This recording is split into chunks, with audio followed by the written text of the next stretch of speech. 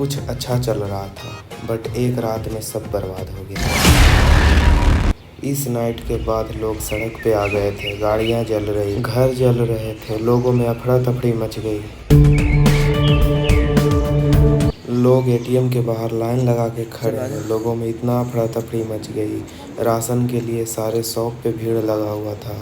सब कुछ मानो जैसे बर्बाद हो गया। हम लोग भी राशन के लिए हॉस्टल से निकल पड़े। बाहर लोगों में डर का माहौल बना हुआ था, हम लोग भी काफ़ी डरे हुए थे। उस रात के बाद हम लोग डर डर के जीने लगे।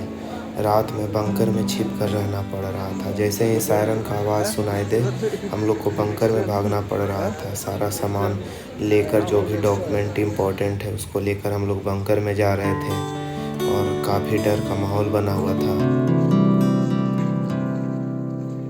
दूसरे दिन हम लोग को रेलवे स्टेशन बुलाया गया ताकि ट्रेन के जरिए हम लोग बॉर्डर तक पहुंच सके। लेकिन रेलवे स्टेशन जाने के बाद अलग ही सीन दिखाई दे रहा था। वहां पहुंचने के बाद बोला गया कि हम लोग को स्टेशन पे बुलाया गया, लेकिन अब वापस जाने को कह रहे हैं, बोल रहे हैं बॉर्डर क्लोज हो गया है, तो हम लोग वापस अब हॉस्टल जाएंगे। तो गाइस, हम लोग आज निकलने वाले हैं यूक्रेन से। ये हमारा यूनिवर्सिटी निकल रहे हैं, ठीक है ना, निकल रहे हैं और हम लोग हॉस्टल से निकल चुके हैं। बताते हैं बैठ के, ठीक है ना। हाँ, पारुल भाई ले जा। पारुल भाई के साथ ये सौद भाई, पारुल भाई के साथ पीछे सदाब भाई निकल रहे हैं। बस का इंतजार करेंगे, ओरिजो के पास आने ही वाला होगा अभी। तो लेट्स सी, देखते हैं आगे। हम लोग सुबह से बस का इंतज़ार कर रहे थे, लेकिन शाम में जाकर बस मिला और रात भर ट्रैवलिंग के बाद रोमानिया बॉर्डर का 15 किलोमीटर पहले ही हम लोग को उतार दिया गया। वहाँ से हम लोग पैदल गए और काफ़ी समय लग गया पैदल जाने में। और जब रोमानिया बॉर्डर पहुँचे तो वहाँ की स्थिति काफ़ी गंभीर थी और वहाँ पहले से ही हज़ारों की संख्या में स्टूडेंट पहुँचे हुए थे और कई रातों से इंतज़ार कर रहे थे बॉर्डर क्रॉसिंग का।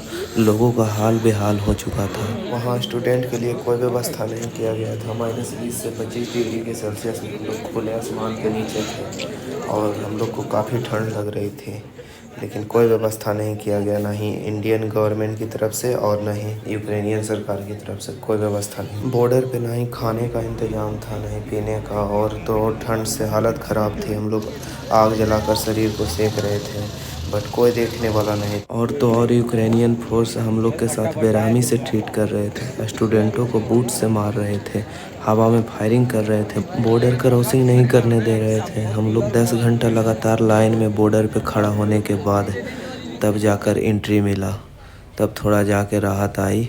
उसके बाद जब रोमानिया में हम लोग एंट्री किए, तब रोमानिया सरकार ने हम लोग के लिए बहुत अच्छा व्यवस्था किया गया। वहाँ पे जाके थोड़ा सा सुकून महसूस हुआ।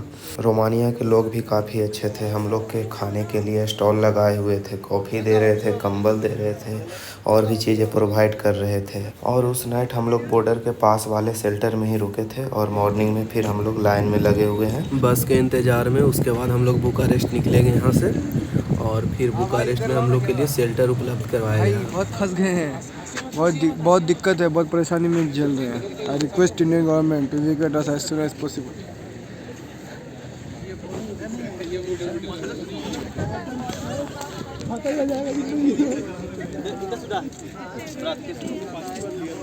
ये सब वीडियो जो भी बन रहा है मुझे सेंड कर देना। और पहली बात, यहाँ के रोमानिया के जो पीपल हैं हम लोग बहुत हेल्प किए हैं। यहाँ के पुलिस और एवरीथिंग हमको बहुत सपोर्ट किए हैं। So thank you. क्या कहते हैं, रोमानिया।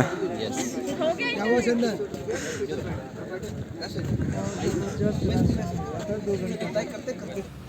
हम लोग बॉर्डर से निकल गए हैं बुकारेस्ट के लिए। 5-6 घंटा बाद हम लोग बुकारेस्ट पहुँचे। बुकारेस्ट पहुँचने के बाद हम लोग को रेस्ट करने के लिए काफ़ी अच्छा शेल्टर दिया गया, जैसा कि आप लोग देख रहे हैं।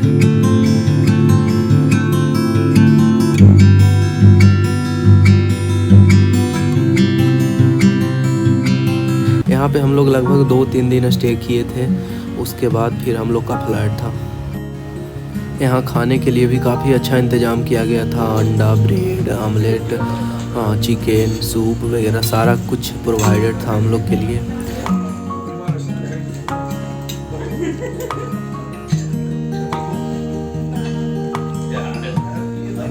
और फिर हमारा यहाँ से इंडिया का जर्नी स्टार्ट होता है। तो लेट्स सी कि जिस दिन ये युद्ध की शुरुआत हुई थी उसी दिन से प्रधानमंत्री जी ने पहले दिन से ही इस बात को संज्ञान में रखा कि हमारे हिंदुस्तान का एक भी भाई बहन असुरक्षित नहीं हो, और इस दृष्टि से भारत सरकार के 4 गृह मंत्रियों को विभिन्न देशों के अंदर भेजकर आपको सुविधापूर्वक वापस घर लाए, इसकी व्यवस्था प्रधानमंत्री माननीय नरेंद्र मोदी जी ने की।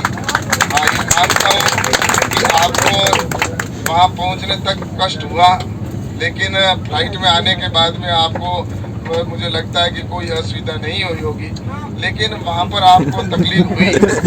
और लेकिन वहाँ पहुँचने के बाद भी ये व्यवस्था की गई किस तरह से हमारे हिंदुस्तान के भाई बहन सुरक्षित पहुँचे। तो मुझे लगता है कि आप सभी बहुत भाग्यशाली हैं, और मैं तो ये कहता हूँ कि भगवान का आशीर्वाद है कि आप सब वापस पहुँचे। और आज वहाँ पर जैसी स्थिति बनी हुई है, जो अपने भाई बहन अगर कोई वहाँ पर वैसे तो देखा जाए तो नहीं फंसे हुए हैं, लेकिन फिर भी जो फंसे हुए हैं उनको कैसे निकाला जाए, इस दृष्टि से प्रधानमंत्री जी पल पल की रिपोर्टिंग कर ले रहे हैं। और अभी भी हमारे जो 4 मंत्री हैं वो वहाँ पर हैं, और आपको लगा होगा कि आपके पास भी वो आए और उन्होंने आपको वहाँ से वापस यहाँ पर लाने का काम किया।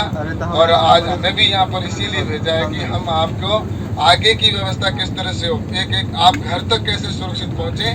तो इस दृष्टि से मैं आपसे यही कहना चाहूँगा कि आप जब यहाँ से निकले तो आगे आपके वहाँ पर जो स्टॉल लगी हुई है अलग अलग राज्यों की, तो उनके पास आप जाएंगे, और वहाँ जाने के बाद में आपके घर तक पहुँचने की ट्रैवल की व्यवस्था और सारी रहने की व्यवस्था, अगर कोई नहीं पहुँच सकता एक दिन में तो उन सब के लिए व्यवस्था की गई है। तो आपसे यही कहना चाहूँगा कि आप सभी अपने जो व्यवस्था की उसके अनुसार आप सब घर पहुँचेंगे। और मैं ये अपनी 19वीं फ्लाइट है यहाँ पर पहुँची है, और आज अभी 5-6 फ्लाइट अभी तुरंत 1-2 घंटे के अंदर और भी पहुँचने वाली है। और सरकार की ओर से ये प्रयास किया जा रहा है कि पर डे कम से कम 15 से 20 फ्लाइट आ जाए यहाँ पे। आज एक दिन में ही हमारे यहाँ पर हिंदुस्तान के लगभग 3000